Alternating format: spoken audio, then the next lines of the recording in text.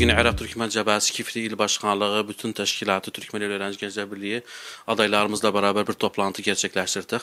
Tabii ki bugün buradan Yüce Allah'ın adıyla seçim propagandamız Iraq Türkmen Cəbhəsi Süleymaniye ilində 268 listemizin seçim propagandası başladı.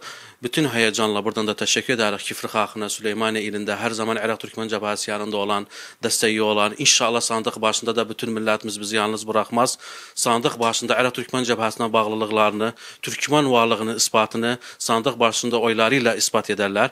Buradan da bu nokta var, çok önemlidir. Son seçimde seçimleri alınan seçim güncellenmesi yapan biz Iraq Türkmen Cəbhəsi Kifli İl Başkanlığı olarak bütün alanda destekimiz sürer ki yeni kartlarını asla, bu çok önemlidir. Çünkü kart olmazsa oy vermek imkanı da olmaz. Onun için buradan milletimize seslendik. Bizimle irtibata geçtiler inşallah. Kifir'de seçim komisyonundan seçim kartlarını asla. Bugün 5 Ekim Pazar günü seçim propagandasına başladık. Iraq Türkmen Cəbhəsi İl Başkanlığı olarak Kifri bölgesinde.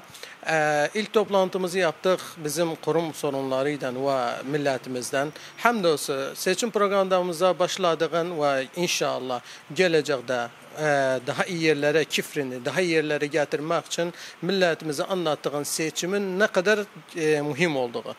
Bizim insanlarımız inşallah geçseler seçime bize katkı sağlarlar ve bizim geleceğimizi ve varlığımızı Kifri'de ispat ederler. Ben Ardalan Tarık Reşit,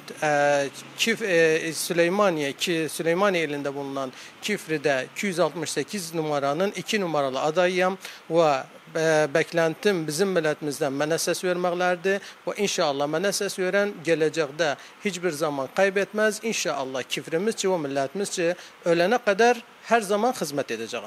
Sağ olun.